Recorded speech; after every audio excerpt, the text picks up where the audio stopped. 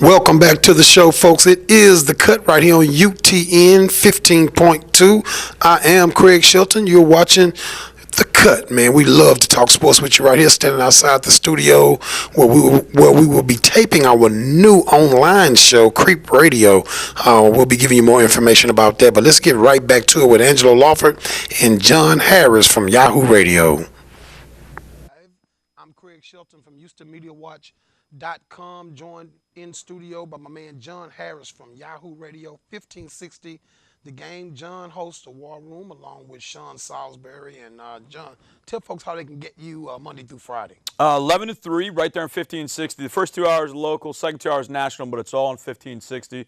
So it's all right there. The last 2 hours to do with Sean Salisbury, which can be very interesting given Sal's experiences. And yes, sir. Sal's he's a little left of center, but it makes it fun. The California boy and I get it going the last couple hours. So I do the first 2 hours on 1560, and then we do the second two. Those are considered national, but it's all on 1560. Yeah, guys, you got to check these guys out. Best football show in Houston, period. Thank you, Chris. It's not about games, and I'm friends with, I have some relevant relationship with all of the guys around town in regard to sports talk. That's a part of what we do at HoustonMediaWatch.com, which makes us the most popular, loved guys in Houston because we critique the media, and they just flat out love us for doing that. You're an idiot if you believe that. But this guy has the best sports talk show in Houston. If you're looking for real sports and sharing that spotlight with another guy that really knows what he's talking about, that's what works for me. That's why I enjoy other shows, but my favorite show in this town, and we have other guys on this show that have shows, and I love those guys. I like their shows, but that's my guy. That's my favorite show, the show that John Harris does, and I don't mind saying it. Anybody knows me knows I'll speak my mind. You and Sean are doing a good job together, man. Thank you, man. Y'all keep up the good work. Angelo Lawford from HMW, he would be the most intellectual member of a totally non-intellectual group of guys. That's my man, Angelo Lawford. You want to check him out at @thelaw_creeps on Twitter and @jharrisfootball on Twitter to get a follow in with John.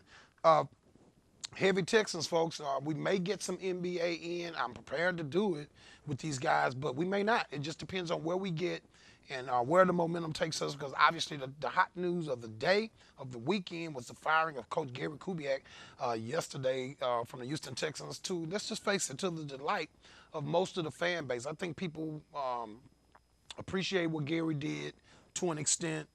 He was good for the franchise overall, got things turned around, got us some relevant amount of cachet nationally, but kind of like Bill Fitch back with the Rockets back in the day, he was a guy that kind of got those guys disciplined and to play like NBA players, but he was never going to get the Twin Towers to a championship, and you had to move on. And I think that's kind of the way I'd like to remember Gary, as a guy when it's all said and done.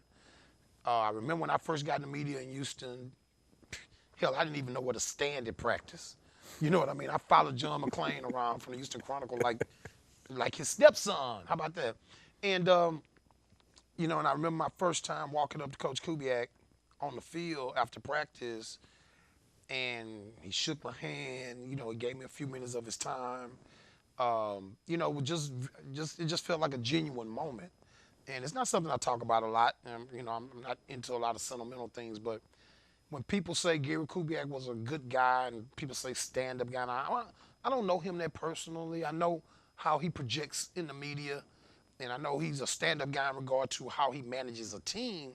He'll deflect all criticism from a team and put it on himself, which is something I think that put him on the wrong side of the track with fans over time.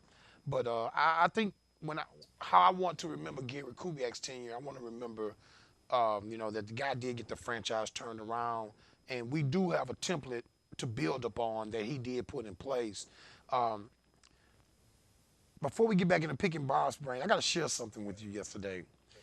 I dealt with a frightening moment, folks, watching some sports, because I was out all day in this bad weather with my wife and my mom, and so I didn't know Kubiak had been fired. So I'm getting all these text messages. I'm getting hits from relying from some people, and I'm kind of glancing as I'm driving, and I'm not making none of it added up to me. I'm like, why is he asking me that? Why is she asking me that? Well, that's weird, you know.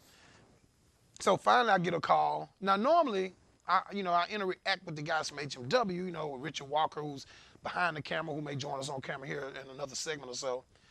But I didn't. I was even out of contact with the guys, so I had no idea Kubiak had been fired. Is what I'm going a long way around to say. So when I finally get home and I want to take everything in, I started plugging into the local media, and then I said, no, stop, don't do that. I said, go national first. So I went to the national media. So I make my way around, and I set my programmer for NFL Network and for ESPN so I could go back and forth. So John Clayton comes on. Now, when John Clayton comes on the TV, it's always a frightening moment because he's not a pretty man.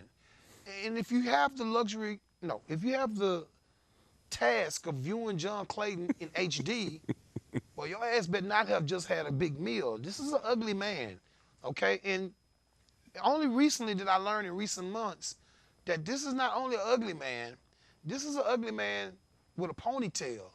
And it's nothing like an ugly man with a ponytail talking sports in HD.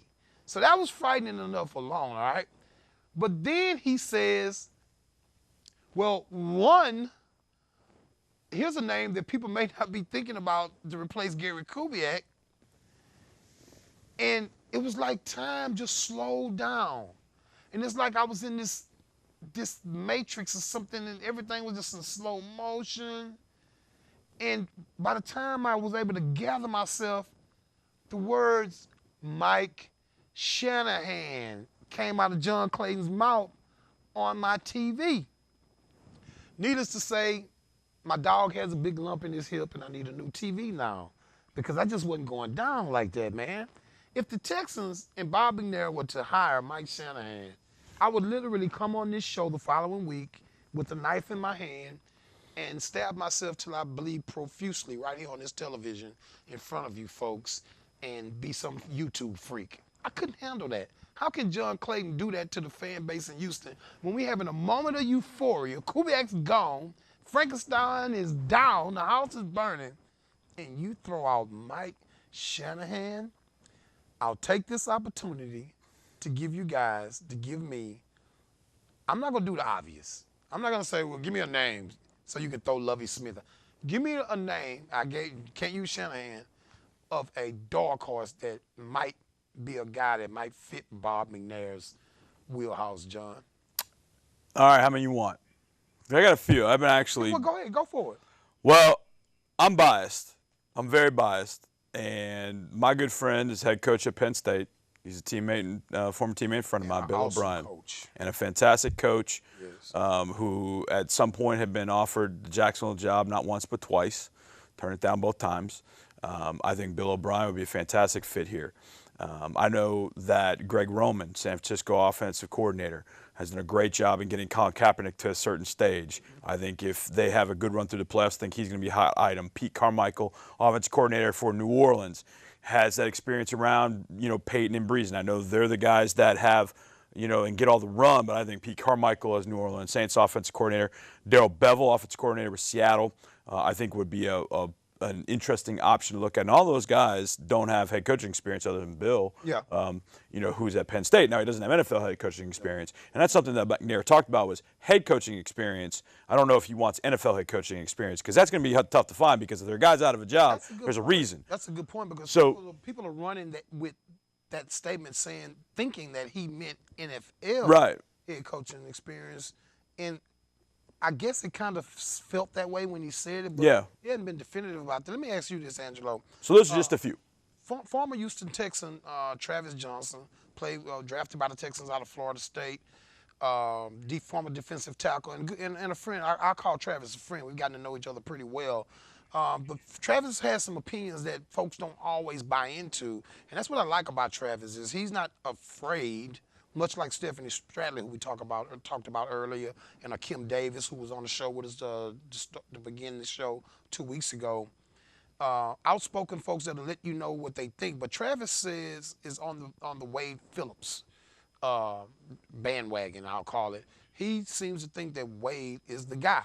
Now, I don't believe that. I don't believe that for one bit. But Bob McNair has alluded to that he's possibly one a defensive-minded guy. Um, Angelo, when you hear that from Bob McNair, and then Travis Johnson is adamant about the way Phillips hiring, what do you have to say about that, real quick? Part of me says, well, I don't see a big difference between him and Kubiak, players, coaches, things like that. Which was what he was kind of denouncing to begin with. But then when you hear somebody that you respect that might be a little bit abstract, as you say, Travis Johnson, Yeah. then it makes you have to wonder. But maybe to a certain extent, maybe Wade is the kind of guy that might hold players a little bit more accountable, like in a public setting, in a public forum, more than Kubiak did. So maybe, albeit they have similarities, maybe there is a difference that could be beneficial for the team going forward. John, one of the comments that Bob McNair had to say was, we've got a lot better talent than Jacksonville, McNair said. To have them beat us twice, that's to their credit. They played harder, they played smarter, and that's not acceptable to us to have some team beat us on that basis. He went on to say, to have this string of losses that we sustained is just totally unacceptable, and it's not what this organization is about. We're about winning and accountability. I don't even think we have enough time because I think we're about 1 minute from a break before I let you. Well, I can get into the talent comment because I think Yeah. that's insane. Yeah. You know, whenever you bring up the talent thing, you know, I liken it to a steakhouse. You go to get a steakhouse, you get the salad, you get the bread, you get the steak, you get the steak fries, you know, you get, you know, the dessert. Mm-hmm. The Texans had the better steak on the plate. The Jaguars had everything else. Mm-hmm. They have everything else. And you know what? Right now, the Jaguars got a bunch of young talent, and they play Bunch of hard. kids. And they got a positive coach in Gus Bradley, who's coaching his butt off, and Jed Fish is a good offensive coordinator. I'd much rather be part of that Jacksonville organization than the toxicity that's going on over at Kirby. How about that? He just used toxicity right here on a show where intellectual dialogue is not cool. Hang in there, folks. We're going to run to a break. It is HMW Sports Talk Live. We'll be right back.